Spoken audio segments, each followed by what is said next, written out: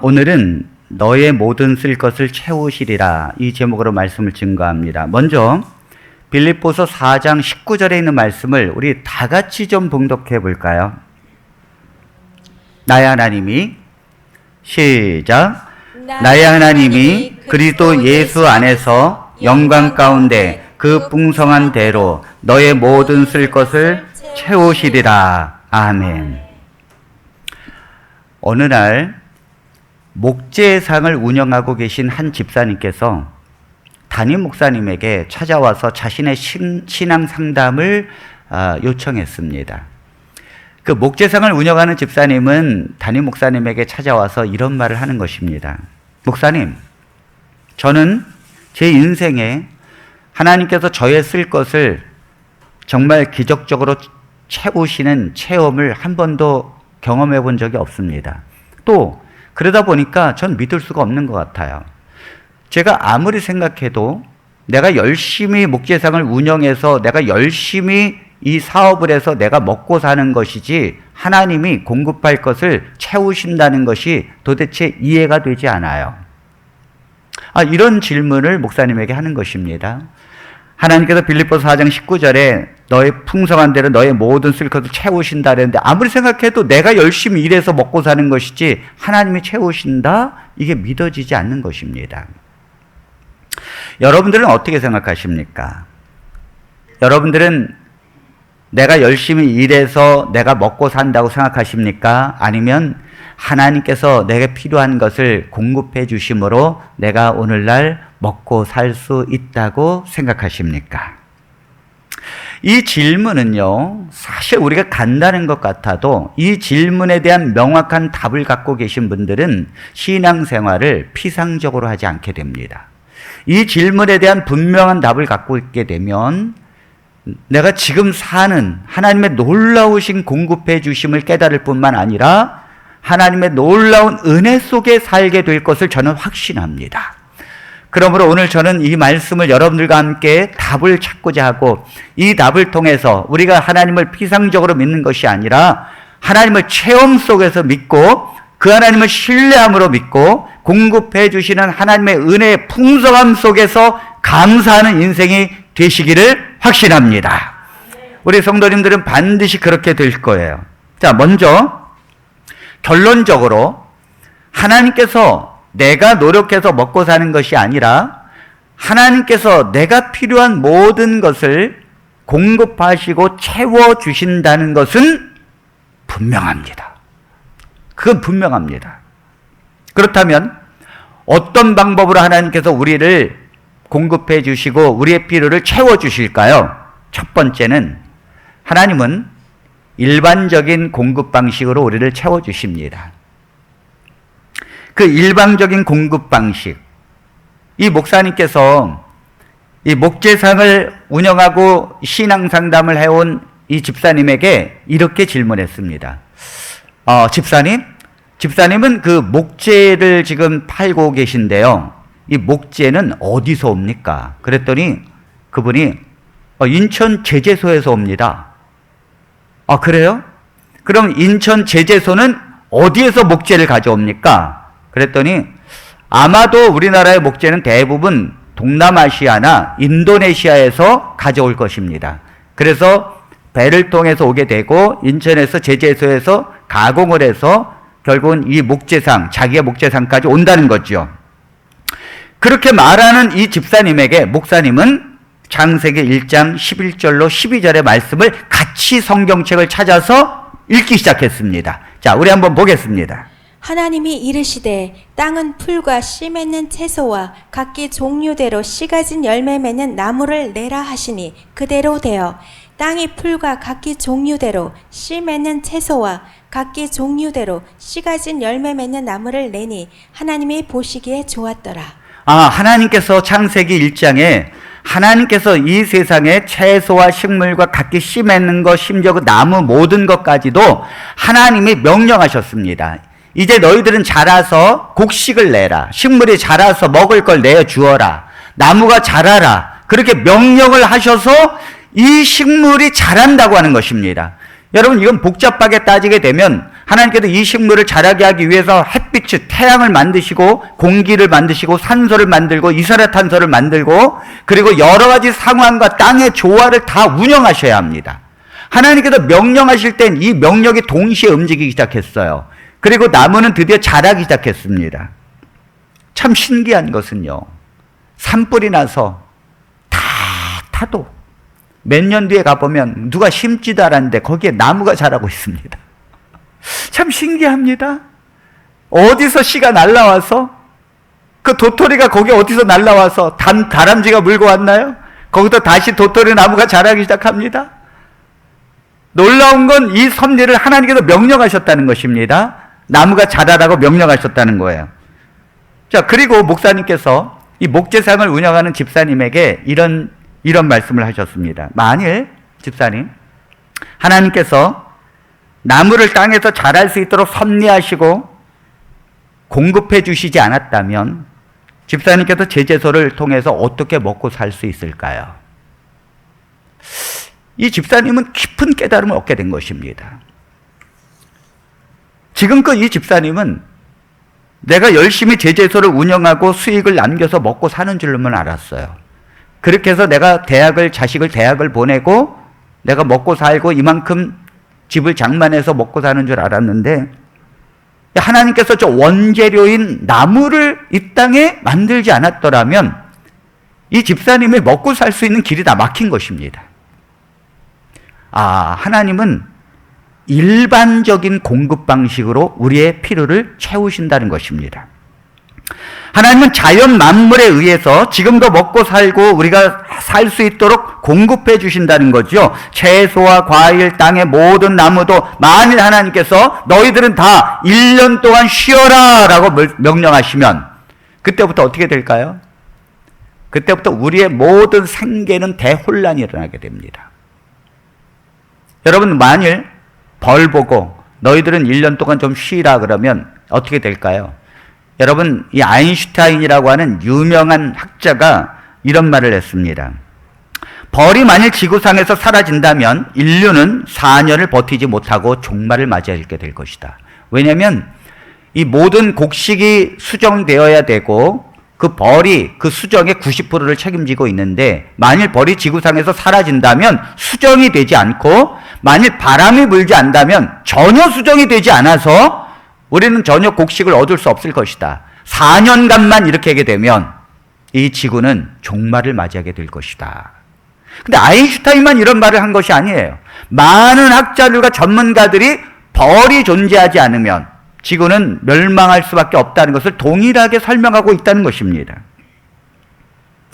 그래서 우리가 농부가 열심히 농사를 지어서 먹고 사는 것 같지만 사실은 그걸 공급하시는 분은 하나님이신 줄로 믿습니다.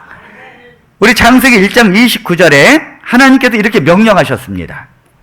하나님이 이르시되 내가 온 지면에 씨 맺는 모든 채소와 씨가 진 열매 맺는 모든 나무를 너희에게 주노니 너희의 먹을 것이 되리라. 네, 하나님께서 씨 맺는 모든 채소와 열매 가진 모든 나무를 너희에게 주겠다는 것입니다. 주겠다는 거예요. 공급하겠다는 거예요. 그래서 너희가 먹을 거리가 되리라. 여러분, 오늘도 우리가 뭘 먹고 왔습니까? 지금 우리가 만일 먹고 있는 것은 하나님께서 공급해 주지 않으면 우리는 먹고 살 수 없어요. 여러분, 돈이 있다고 사는 게 아닙니다. 돈이 아무리 있어도 먹을 것이 없다면 리어카로다가 돈을 실어 날려도 먹을 것이 없다면 소용없는 것이죠. 그러니까 하나님께서 여기서 너희가 다 먹고 살아라 하면서 공급해 주셨다는 거예요. 창세기 9장 3절에 보니까 고기도 마찬가지입니다. 모든 산 동물은 너희의 먹을 것이 될지라 채소같이 내가 이것을 다 너희에게 주노라. 네, 하나님께서 모든 동물도 그들이 채소를 먹든지 뭘 먹든지 해서 자라게 해서 우리가 먹을 거리를 하나님께서 제공해 주셨다는 것입니다. 아멘. 와, 하나님은 일반적인 공급 방식으로 우리의 필요를 채우신다는 거죠. 여러분, 아멘입니까? 아멘. 그런데 여러분, 자세히 보면 우리가 하나님이 공급해 주시는 걸 가지고 이걸 가공을 하고 또 이걸 이용해서 만들어서 물물 교환을 합니다. 그리고 우리가 필요한 것들을 또 사요. 돈을 만들어서. 그런데 원재료는 다 하나님에게서 옵니다. 여러분, 땅 속에서 철과 구리, 알루미늄, 석유, 가스 이런 것들이 땅에서 생산이 됩니다. 그 철을 거기서 생산이 돼야 그 다음에 그걸 갖고 자동차를 만들고, 우리 김성호 집사님이 기아자동차에서 먹고 살지요. 만일 철이라는 것이 존재하지 않는다면 무엇으로 자동차를 먹고 살고 무엇으로 기아자동차를 다니겠습니까, 여러분? 하나님께서 원재료를 공급하지 않으면은 먹고 살 수 없다는 거예요. 하나님이 공급해 주시는 걸 통해서 가공을 하고, 그걸 통해서 공장을 만들고, 그걸 통해서 필요한 것들을 만들어내고, 그걸 통해서 문물 교환을 하면서 돈이라는 게 생겨나게 되고, 내가 또 필요한 것을 사게 되는 것입니다. 그러므로 하나님께서 공급해 주신다는 놀라운 사실입니다. 그런데요, 이런 것들은 하나님을 믿는 백성이나 하나님을 믿지 않는 백성이나 차별이 없다는 거예요. 하나님이 그래서 이런 공급을 일반적인 공급이라고 말합니다. 차별이 없으십니다. 불신자나 신자나 심지어는 악인이나 선한 사람이나 남자나 여자나 어른이나 노인이나 상관없이 하나님은 이 일반적인 공급의 방식을 모든 사람에게 먹고 살게 하신다는 것입니다. 자, 주님이 이 땅에 오셔서 마태복음 5장 44절로 45절에 직접 이런 말씀을 하셨습니다. 나는 너희에게 이르노니 너희 원수를 사랑하며 너희를 박해하는 자를 위하여 기도하라. 이같이 한즉 하늘에 계신 너희 아버지의 아들이 되리니 이는 하나님이 그 해를 악인과 선인에게 비추시며 비를 의로운 자와 불의한 자에게 내려주심이라. 너의 원수를 사랑하라는 것입니다. 여러분, 왜 하나님께서 너의 원수를 사랑하고 너를 박해하는 자를 위하여 기도하라고 하시는가 하면, 하나님이 이 세상에 공급하시는 방식이 비를 내려주고 햇빛을 내려주고, 이 햇빛을 내려주지 않으면 우울증 걸리잖아요. 그런데 악인에게도 우울증 걸리지 말라고 햇빛을 주시고, 악인도 먹고 살라고 비를 내려주시고, 하나님을 안 믿는 자도 농사 잘 지으라고 비를 내려주신다는 거예요. 그러므로 너희를 핍박하고 너희의 원수들을 하나님이 공급해 주셔서 그들도 먹고 살아야만 되는 존재이기 때문에 하나님이 그 필요성을 공급해 주시는 하나님이라는 것입니다. 그러므로 너희가 이 하나님의 마음을 이해한다면 너희의 원수를 사랑하고 너를 핍박하는 자를 기도하라는 거죠. 하나님은 품성이 우리와 다르다는 거예요. 우리는 우리에게 살아가는 사람을 사랑하고 우리를 미워하는 사람을 미워할 수밖에 없지만은 하나님은 그렇지 않다는 거예요. 하나님은 모든 사람을 너무도 사랑하시고 그들도 먹고 살아야 된다는 이 사실을 너무도 잘 알고 있다는 것입니다. 하나님은 이처럼 모든 하나님을 불신하는 자들까지도, 악인까지도 그들이 먹고 살아야 되는 이유를 알고 있다는 거죠. 에스겔서 18장 23절에 이렇게 말씀하십니다. 주 여호와의 말씀이니라. 내가 어찌 악인이 죽는 것을 조금인들 기뻐하랴. 그가 돌이켜 그 길에서 떠나 사는 것을 어찌 기뻐하지 아니하겠느냐. 하나님은 악인이 멸망당하고 악인이 죽는 것을 하나님은 기뻐하지 않는다는 거예요. 그러니까 악인에게, 불신자에게 하나님은 일반적인 공급해 주시고 농사를 짓게 해서 부자가 되고 일을 해서 먹고 살 수 있도록 해 주시는 건 두 가지 이유입니다. 첫 번째는 그들도 사람이기에 먹지 않으면 죽는다는 것을 하나님이 아시기 때문이에요. 또 하나는 그렇게 해서 목숨을 살아서 예수님을 믿고 구원받는 기회를 가지라는 것입니다. 아멘. 만일 악인에게 그런 일반적인 공급을 해주지 않으면 태어나자마자 3개월도 안 돼서 다 죽으면 그 예수님은 어떻게 믿어요? 그들도 다 명이 길어야 돼.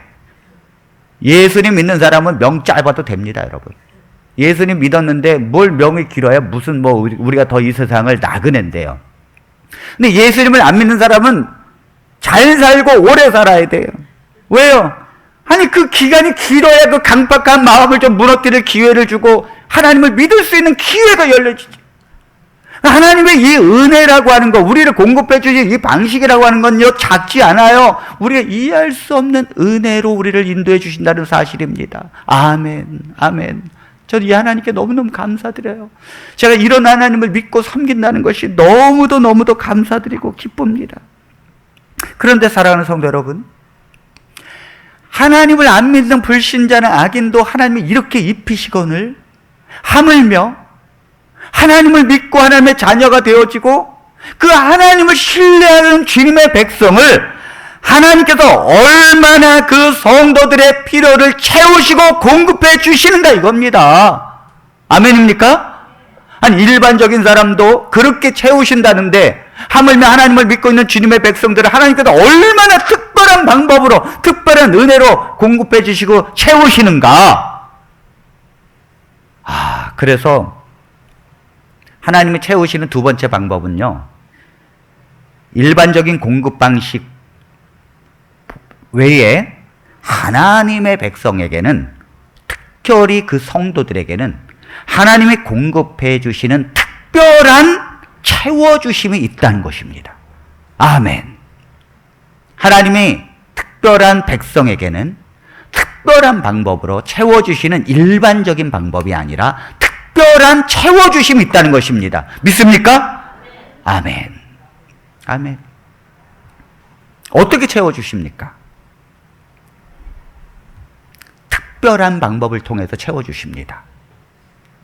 그럼 왜 하나님은 내게 그런 특별한 방법을 통해서 채워주지 않지?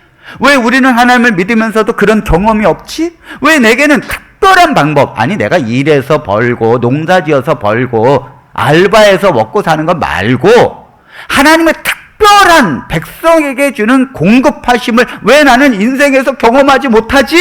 그 이유는 여러분들이 특별한 상황에 놓여 있지 않기 때문에 그래요.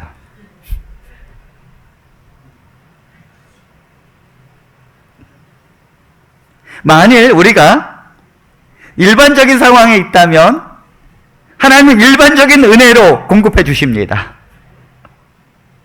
우리가 평범하게 농사를 지어요. 그걸 통해서 옆집의 불신자가 먹고 사는 것처럼 하나님의 백성도 똑같이 먹고 삽니다. 일반적인 상태에 있다면 하나님은 일반적인 공급 방식으로 하나님의 백성들을 똑같이 먹여 살리십니다. 그런데 여러분, 만일 하나님의 백성이 특별한 상황에 처해지게 되면 하나님은 특별한 공급하심의 채우심으로 그를 채우십니다. 아멘. 놀라운 일이에요. 이것이 하나님의 백성들이 다른 거예요. 성경 말씀을 자세히 보니까 하나님의 백성들이 일반적인 상태에 있을 때는 하나님이 평범하게 채우시더라고요. 다른 사람들과 똑같이. 그런데 하나님의 백성들이 특별한 상황에 놓이게 되면 하나님은요, 특별한 방법으로 백성들을 채우시는 걸 전 놀랍게 봤어요. 여호수아 5장 12절의 말씀을 보겠습니다. 이것은 이스라엘 백성들이 가나안 땅에 도착해서 드디어 만나를 먹지 않고 가나안의 소산물을 먹는다는 얘기입니다. 또 그 땅의 소사물을 먹은 다음 날에 만나가 그쳤으니 이스라엘 사람들이 다시는 만나를 얻지 못하였고 그 해에 가나안의 땅의 소출을 먹었더라. 여러분, 하나님께서 이스라엘 백성들을 광야로 이제 통과하게 하셨습니다. 40년을. 광야라는 곳이 어떤 곳입니까? 농사 지을 수 없는 곳, 비가 올 수 없는 곳, 그야말로 풀 한 폭이 없는 곳입니다. 그러니까 그곳에서는 일반적인 상황이 아니에요.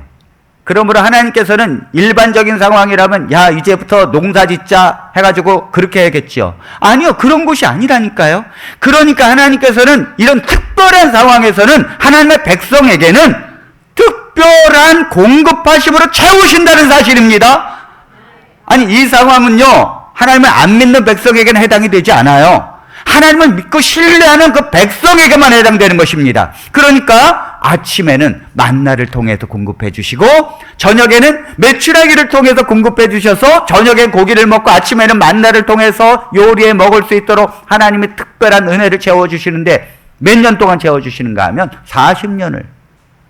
그런데요, 이 말씀을 보면 여호수아 5장 12절의 말씀을 보면 다시 보여주세요. 이 말씀에 보면 그 땅의 소산물을, 가나안 땅에 들어가서 그 땅의 소산물을 먹은 다음 날에 만나가 그쳤다는 거예요. 자, 가나안에 들어갔습니다. 그러면 이제 이스라엘 백성들이 농사를 지어야 합니다. 그럼 농사를 지으면 하루아침에 농산물이 생산될까요? 아니죠. 농사라는 건요, 1년에 한 번, 두 번 생산되는 거예요. 그러니까 농작물이 자랄 때까지, 그걸 수확할 때까지 가나안에 들어가서도 만나가 내렸다는 거죠. 왜요? 먹고 살 수가 없다니까요. 그때 당시에는 농사밖에, 뭐 돈이 있습니까? 뭐가 있습니까? 농사밖에 먹을 수 없어요. 그런데 수확물을 건져서 이제 배에서 드디어 수확해서 그걸로 빵을 만들어 먹는 순간, 그 다음날에 아침에 갔더니 만나가 안 내렸다. 그러니까 이제 일반적인 상태에 놓이게 된 것입니다. 하나님의 백성들이 일반적인 상태에 놓이게 된 거예요. 평범하게 이제 농사를 짓고 살게 된 것입니다. 그러므로 하나님께서는 일반적인 방법으로 백성들을 먹이십니다. 아멘. 자, 왜 내겐 그런 체험이 없지? 네, 일반적인 상태에 우리가 있기 때문입니다. 하나님께서 벳세다 들판에 예수님께서 이 땅에 오셨을 때에 사람들을 봤어요. 그 예수님을 믿고 예수님의 말씀을 따르는 이 백성들을 보니까 너무너무도 사랑스러운 거죠. 그런데 하나님께서는 이 백성들을 어떻게 공급해서 먹이셨는가 하면 일반적인 공급하심으로 먹이셨습니다. 어떻게 해요? 하루 일해서 하루 먹게 했어요. 그러니까 하루 일해서 하루 먹게, 소장농처럼 하루 일해서 하루. 그래서 그날의 분깃은 그날에 주라고 하는 이 레위기의 법이 있습니다.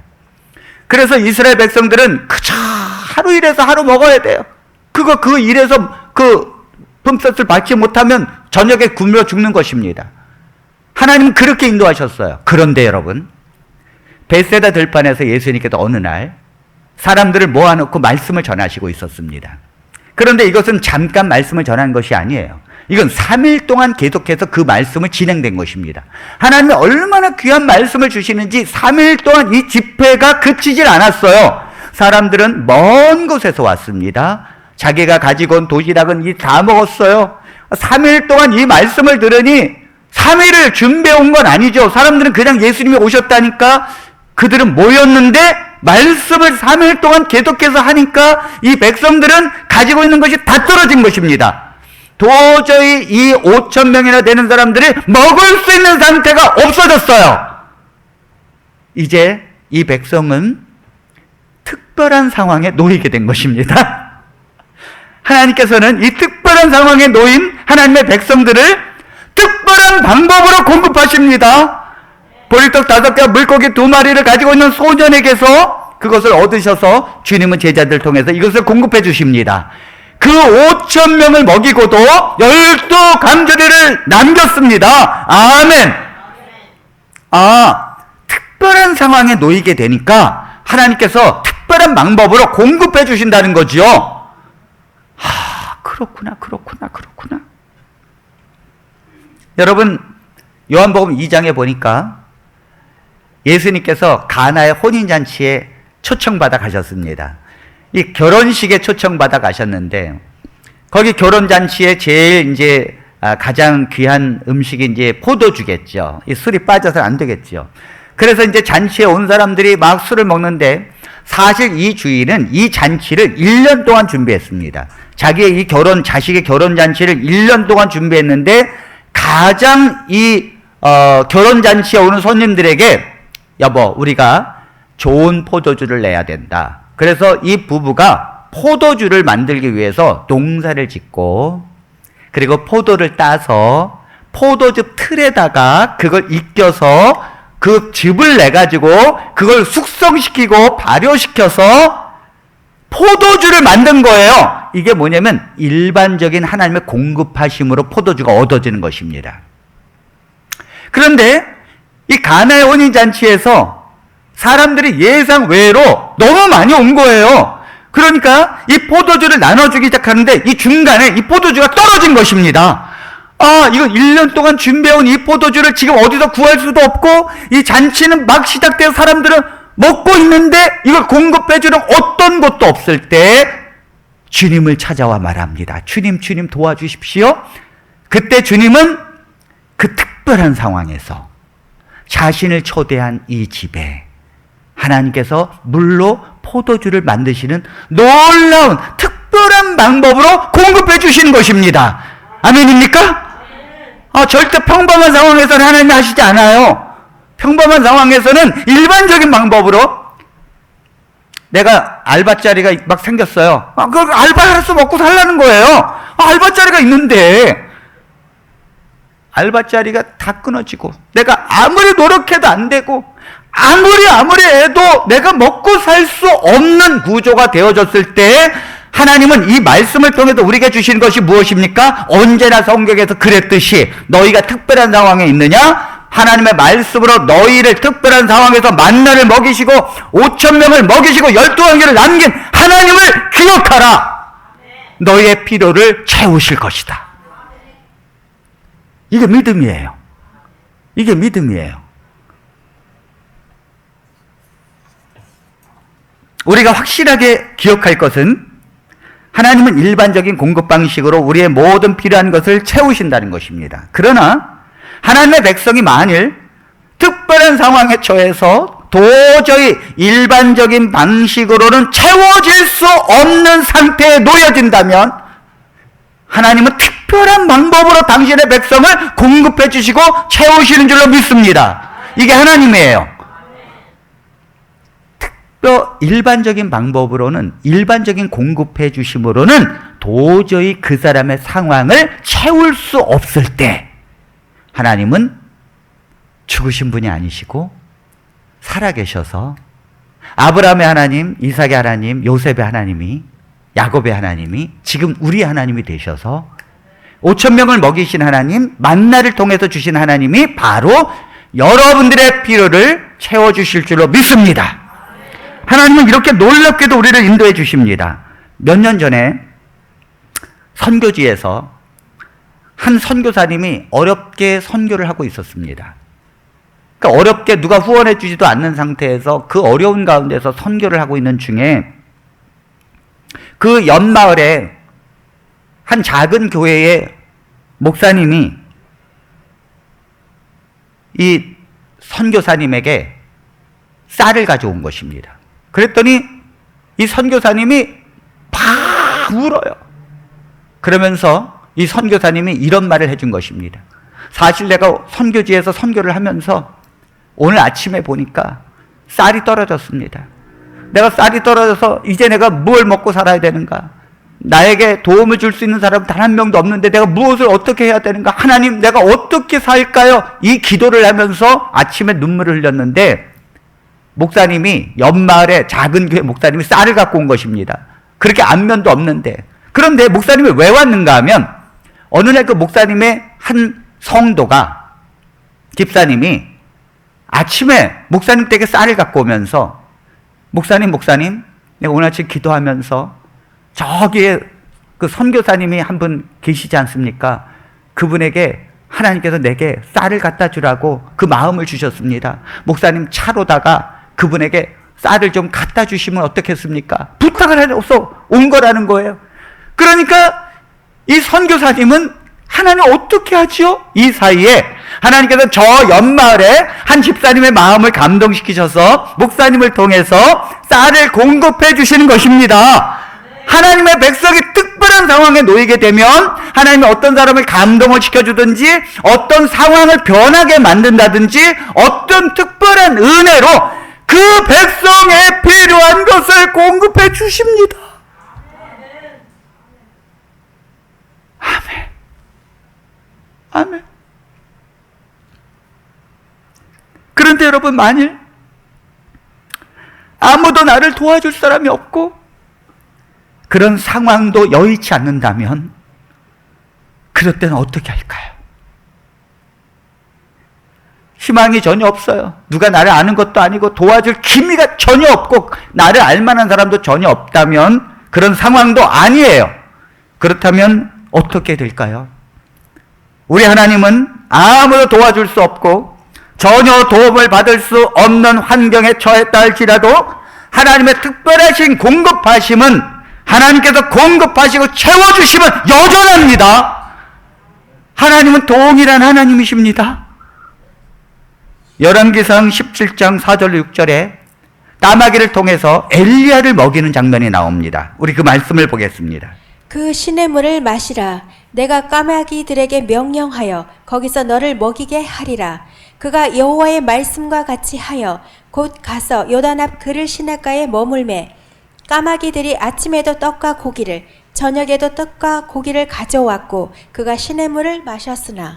여러분, 이 엘리야가 갈멜산에서 승리한 뒤에 아합과 이세벨이 내가 너를 죽이리라 이 명령을 받자마자, 소식을 듣자마자 너무너무 겁이 나가지고 막 도망을 치는데 하나님께서 어떻게 했는가 하면 저 그리 시냇가 쪽으로 도망가라.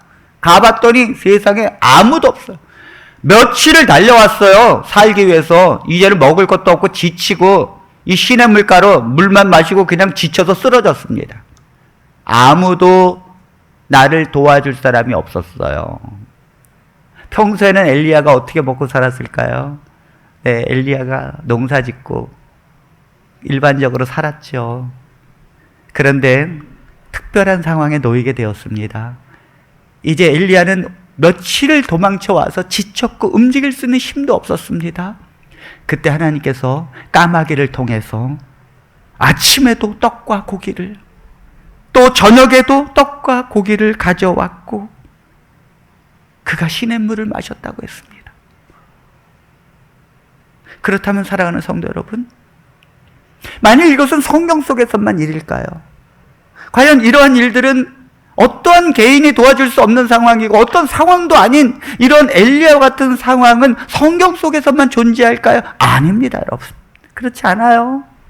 지금도 하나님을 신뢰하고 그 하나님을 믿음을 갖고 그 하나님을 향한 사랑이 있는 성도에게는 그 성도가 특별한 일반적인 공급으로 채워질 수 없는 상태에 놓이게 되면 하나님은 일반적인 공급으로 채우지 않습니다. 하나님은 당신만이 하실 수 있는 특별한 공급하심과 체험하심으로 그를 공급해 준다는 사실을 믿으시기를 바랍니다. 하나님은 놀라우신 은혜로 인도하십니다. 중국에서 실제 일어난 일이에요. 80년대에 중국이 외국인 선교사들이 그 중국에 입국하는 거와 그 다음에 포교하는 것을 금지시켰습니다. 그런데 미국의 데이비드라는 선교사님이 정말 그 어려운 상황 가운데서도 중국의 이 지하교회에 성경책을 공급하는 일을 계속했습니다. 이 데이비드 선교사님이 이 중국 지하의 성도들과 접촉하면서 중국 지하의 성도들 중에 한 명의 간증을 듣게 되었습니다. 이 간증이 하나님의 밀수꾼이라는 책에 의해서 세상에 알려지게 되었습니다. 이 중국의 지하교회의 한 성도님은 원래는요, 중국의 공산당의 고위 간부였답니다. 그런데 그가 예수님을 접하게 되고 그 말씀을 믿고 복음을 받아들인 것입니다. 그리고 그 성경 말씀을 깨닫고는 예수님을 굳는 믿음의 신앙을 하게 되니까 그것이 결국 발각되어서 감옥에 가서 이 공안들에게 고문을 당하기 시작하는데, 예수님을 부인하기만 하면 너는 고위급 간부 아니냐, 네가 예수님을 부인하기만 하면 너는 이곳에서 나갈 수 있다. 그런데도 이 성도님은 내가 예수님을 부인할 수 없다고, 난 예수님을 믿는다고, 나는 주님을 섬기는 백성이라고, 그런 그 자기의 간증과 자기의 이 신앙의 이 주관을 결국은 꺾질 못해서 고문과 매질을 계속해서 했지만 결국은 예수님을 부인하지 않았습니다. 이로 인하여 이 성도님은 그곳에서 자기의 몸이 만신창이가 되었고 매를 맞아서 일어날 수 없는, 기력이 일어날 수 없는 죽음의 상태까지 이르게 되었습니다. 그때 이 사람이 죽어가는 걸 보면서 이 공안들은 그 사람을 저 옆방에다가 쳐 넣어버렸어요. 어차피 죽어가는 사람, 이 고문을 이기지 못해서 죽어간 것입니다. 끝까지 부인하지 않은 것입니다. 그때 이 창고에 놀라운 일이 벌어졌습니다. 갑자기 그 창고에서 기력도 없이 나는 여기서 그대로 죽어가는 내 하루하루의 내 죽어가는 몸을 느끼면서 살고 있을 때 한쪽 벽에서 반대편에서 쥐가 이 구멍을 뚫는 것입니다. 그래서 구멍을 거의 뚫었을 때 이 선교사님이 자기의 그 찢어진 옷 헝겊을 찢어가지고 그 구멍을 막았어요. 쥐가 못 들어오게 막았어요. 힘도 없는데 그 막았습니다. 쥐하고 같이 살 수는 없잖아요. 그런데 이 쥐가 얼마나 힘이 좋은지 그걸 막았는데도 그걸 밀고 들어오더라는 거예요. 그래서 결국은 헝겊이 뚫려가지고 쥐가 들어오는데, 아이고, 내가 뭐 죽어가는 마당에 지금 뭐 헝겊을 또 받아요? 그냥 가만히 있었는데, 이 쥐가 계속해서 먹을 것을 날라다 주기 시작했습니다. 이 쥐는 이것저것 자기가 가져올 수 있는 모든 것들을 날라다 주기 시작했고, 이 선교사님은, 이 성도님은 그거를 먹기 시작했습니다. 그리고 기력을 찾고, 나중에 감옥에서 나오게 되었다. 이 하나님의 밀수꾼이라는 책에 세상에서 드러나기 시작했어요. 지금도 하나님은 까마귀를 통해서, 쥐를 통해서 당신의 백성의 믿음을 보시고 그 백성의 특수한 상황에 처하게 됐을 때 하나님은 특별한 공급하심으로 그를 먹여주신다는 사실, 이것이 하나님의 은혜입니다. 저는요, 알았어요. 하나님의 백성들이 특별한 상황에서 하나님의 말씀을 신뢰하고 그 믿음을 지킬 때 하나님은 하늘 문을 열어서라도 우리의 필요를 공급하신다는 사실입니다. 아멘. 하나님은 그 백성을 결코 놓치지 않아요. 그 백성을 실망시키지 않습니다, 여러분. 크리스찬 신문의 실화로 실렸던 이야기입니다. 인도네시아에 멜테르라고 하는 선교사가 있었습니다. 그 선교사님은 일생을 선교하는 데 바치는데 이분이 20명의 대원들을 모집을 해고선 전도팀을 구성해서 저 티모르 섬의 아주 가난한 그런 섬에 전도를 하러 출발을 했습니다. 그 티모르 섬에 도착해서 그곳에 전도하기 위해서 20명과 함께 머물렀는데 한 목사님의 사택에 머무르게 되었습니다. 그런데 그 해에 뭐 전도가 뭐 일주일 하고 뭐 오는 게 아니거든요. 1년 막 2년 이렇게 하는 거거든요. 그런데 그 해에 그 티모르 섬에 큰 가뭄이 들어서 먹을 게 다 없어졌어요. 그렇지 않아도 가난한 나라에 이 섬까지 공급해 줄 수 있는 게 없었어요. 그때 목사님 사택에 머무르고 있는 이 20명인 먹을 것이 없어서 남은 것이라고는 목사님 사택에 있는 녹말 덩어리인 타피오카 뿌리 4개가 전부였답니다. 이것으로 전분을 내서 만일 빵을 만들면 그저 2-3명 정도 한 끼 먹을 수 있는 빵 정도밖에 내지 못하는 상황이었어요. 이렇게 고민하고 있을 때 이 멜테르라고 하는 선교사님이 고민하고 있을 때 하나님께서 그 멜테르라고 하는 선교사님의 마음에 이런 말씀을 하셨습니다. 주님의 마음속으로 그것으로 빵을 만들어라. 그리고 사람들에게 나누어 주라. 이 음성을 강하게 마음속에 들었습니다. 그리고는 그 사모님에게 부탁했습니다. 사모님, 그것으로 마지막으로 빵을 만들어 주십시오. 그 사모님께서는 그것으로 빵을 만들었어요. 그저 2-3명 먹을 수 있는 한 끼에 불과했습니다. 그런데 오른손에 그 빵을 들고 조금씩 그 사람들에게 20명의 사람들에게 나눠주기 시작했습니다. 신문은 그때 상황을 이렇게 서술했습니다. 빵을 떼어서 접시에 담았다. 오른손에 빵을 들어서 왼손으로 떼어냈다. 그런데 희한한 일이 벌어졌다. 왼손에 있는 빵은 반 덩어리 그대로인데 오른손에 있는 빵은 어느새 한 덩어리가 되었다. 그곳에 있는 사람들은 빵을 떼면서 지금 기적이 일어나고 있다는 것을 알았다. 그곳에 있는 사람들은 다 배불리 먹었습니다. 사랑하는 성도 여러분, 우리가 살면서 어려움을 당할 수 있습니다. 이때 우리와 수고와 일을 통해서 필요를 채울 수 없을 때, 그저 우리가 아무리 노력해도 우리가 먹고 사는 게 턱없이 부족해서 방법이 없을 때, 또 직장을 잃어버렸을 때 내가 살아야 되는데 공급해 주시는, 일반적인 공급해 주시는 그것이 도저히 되지 않을 때 막막해질 수 있습니다. 염려와 근심 속에 사로잡힐 수 있습니다. 그러나 그럴 때 하나님을 기억하시기를 바랍니다. 오늘 하나님께서 성경 말씀 속에서 우리를 인도하시는 하나님의 은혜를 기억하시고 그것을 바라보시게 되기를 바랍니다.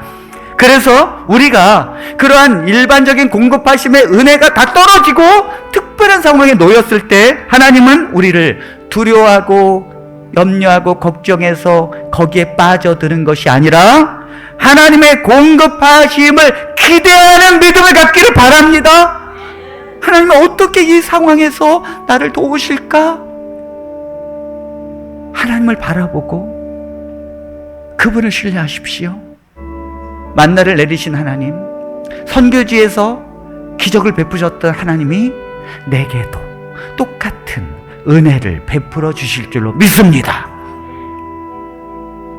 저는 오늘 말씀을 마치면서 사실 오늘 설교와 상관없는 특별한 경험을 제가 오늘 이 시간 말씀드리겠습니다.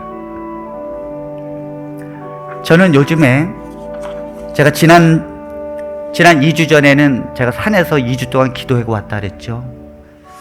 하나님께 기도하면서 이 코로나로 어려워지고 또 성도들이 또 교회를 떠나면서 저는 제 마음 가운데 하나님, 제가 과연 하나님의 부르심을 받은 종입니까?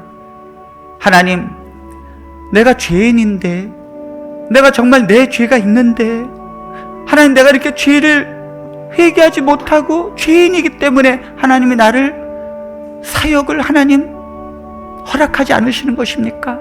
아니면 내게 하나님 이 길을, 이 훈련이라고 하나님 말씀하시고 이 훈련을 잘 극복해서 하나님께서 요셉처럼 나를 하나님 쓰시려고 하시는 것입니까? 아니면 나를 너는 자격이 안 되니 너는 물러가라고 하시는 것입니까? 하나님 내게 증표를 주십시오.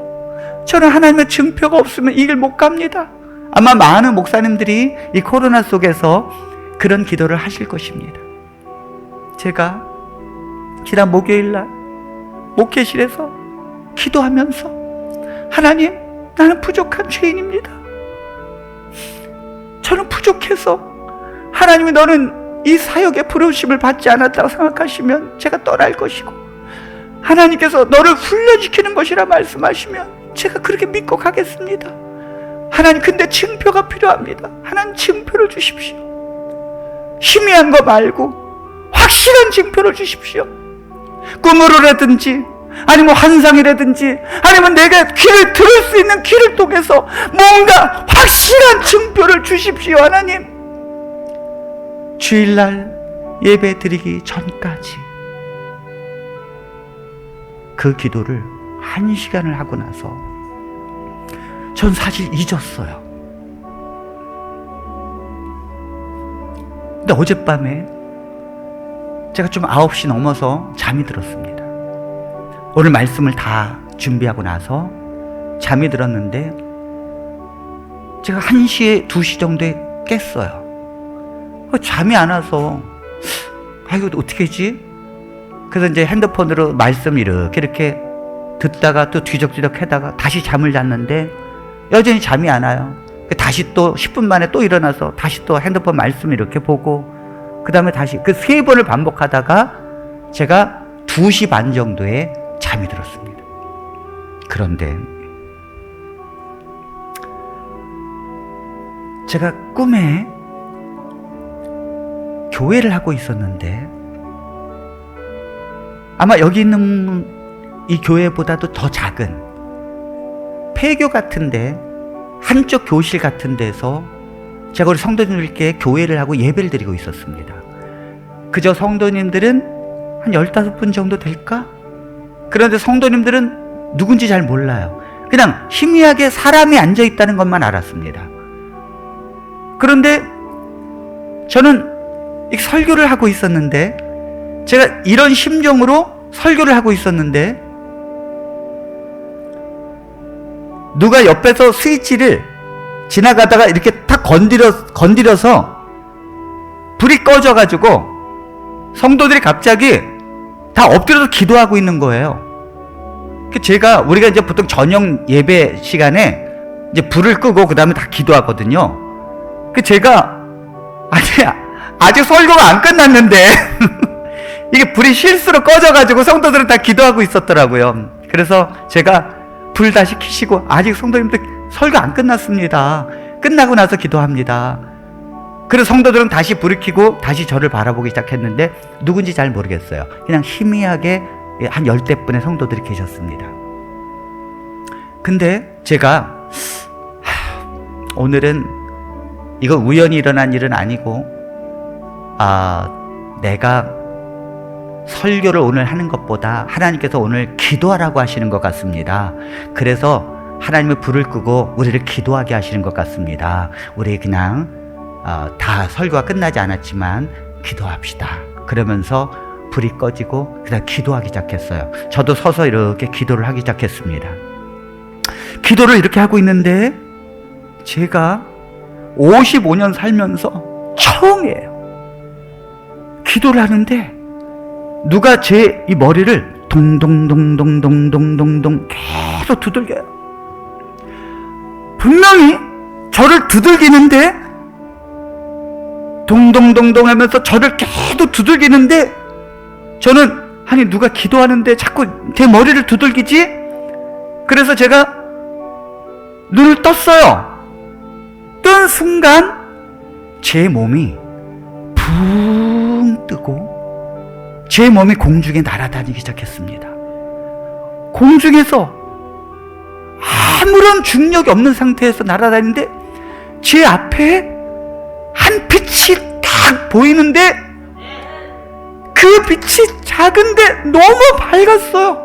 저는 그 꿈속에서 그분이 예수님이라는 걸 알았어요.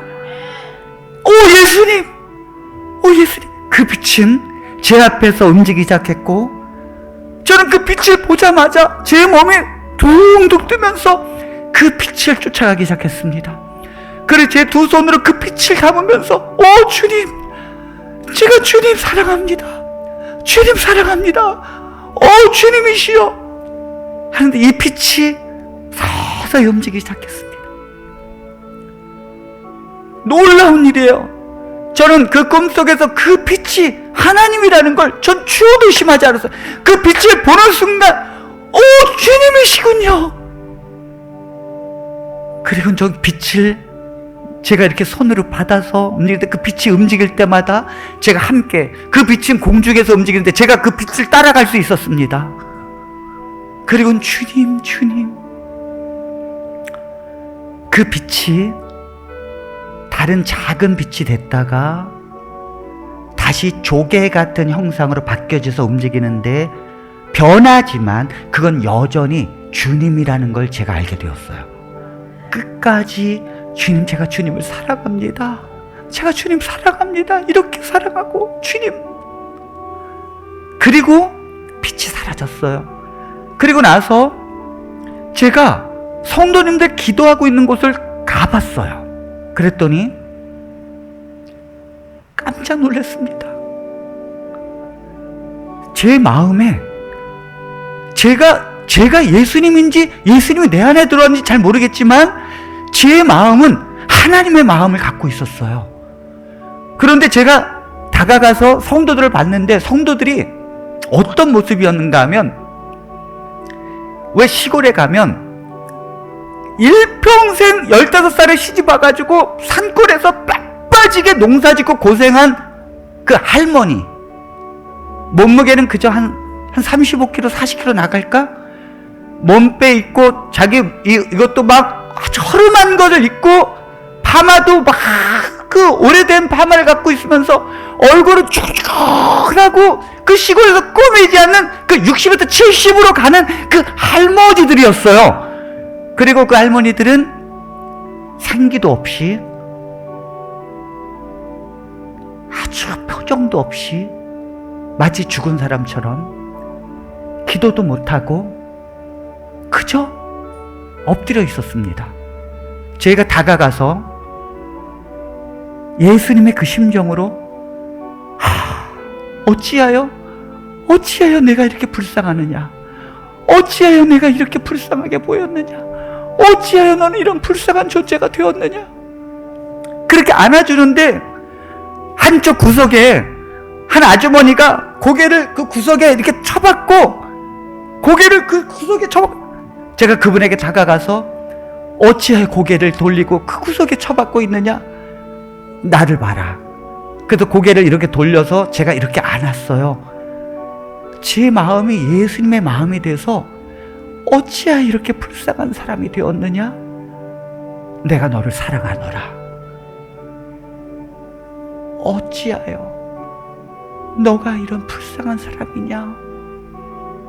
그런 말도 못하고 늙어간 초췌한 모습으로 제 품에 안기고 저는 깨었습니다. 그런데 제가 처음이에요. 이 꿈이 이게 개꿈인지 하나님이 말씀하신 건지를 제가 몰라서, 그래, 개꿈은 아침에 일어나면 뿌옇게 생각이 안 나는 거고 하나님이 주신 꿈은 뚜렷이 생각난다고 했지, 내가 다시 잠을 자자. 잠을 딱 자려고 하는 순간 집사람이 옆에서 일어나더라고요. 일어나서 화장실에 들어가서 소변을 눕고 나오는데 제가 집사람에게 여보 나 꿈에서 주님을 만난 것 같아요. 집사람이 갑자기 저한테 와가지고는, 누워있는 저한테 와가지고는 배에다 손을 얹고 막 기도를 해주는데, 방언으로 막 기도를 해주는데 저는 가만히 누워서 그 기도를 받을 수밖에 없었습니다. 기도를 막 방언을 해주는데, 이건 꿈이 아니에요, 실제지.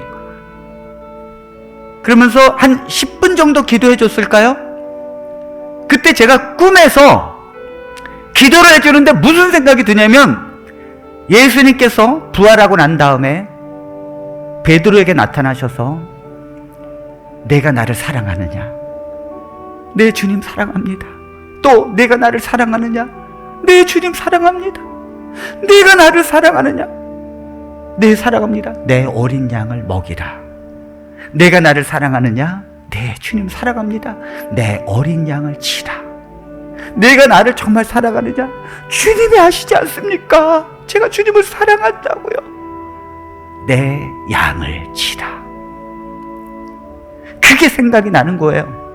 그 집사람이 기도하다가 갑자기 저한테 하나님께서 당신에게 말씀을 주셨답니다. 그 말씀을 당신에게 물어보랍니다. 그 말씀을 지금 주셨는데 그 말씀을 말해보세요. 무슨 말씀을 주셨죠? 그때 제가 뭐라는가 하면, 내가 나를 사랑하느냐? 내 주님 사랑합니다. 내 양을 먹이라. 집사람이 바로 그것이었습니다.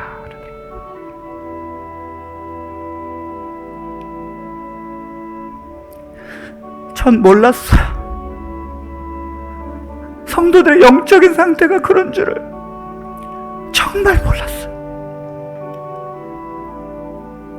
저는 집사, 권사, 장로라고 해서 저는 대단한 줄 알았어요. 알고 보니까 그저 몸빼 있고 시골에서 평생을 주름살이 가득하고 생기도 없는, 정말 그대로 두면 죽을 수밖에 없고 기도도 잘 안 돼가지고 고개를 구석에 쳐박으면서 희망도 느끼지 못하는 그런 백성들의 영적 상태를 보게 하셨습니다. 그 양을 치라고 그랬어요.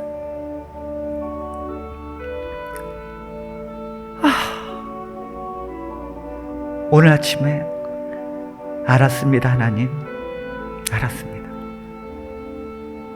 제가 다음 주에는 더 큰 얘기를 알려드리겠습니다. 오늘 하나님께서 이렇게 하나님께서 증표를 주시고, 너가 나를 사랑하는 걸 내가 알고 있다. 저 주님 사랑하거든요. 정말 부족해서 그렇지. 그 사랑하는 걸 보시고 내 양을 치라고 말씀하셔서 하나님이 저를 목회로 부르셨구나. 부족해도 이 길을 가야 되겠구나. 우리 성도님들의 영적인 상태를 분명히 알게 되었고, 제가 하나님의 심정으로 그들을 안았어요. 그리고 불쌍해서 불쌍해서 견딜 수 없었어요. 이것이 우리 교회의 앞으로의 방향이 될 것 같습니다. 우리 사랑하는 모든 성도님들, 하나님의 놀라우신 축복이 함께하기를 바라고요. 오늘 하나님의 백성의 그 특별한 일반적인 공급이 없을 때 하나님의 백성을 특별한 공급하심으로 채워준다는 사실을 확신하시고 언제나 그분을 신뢰하시고 그분을 사랑하시면서 사시게 되기를 간절히 바랍니다.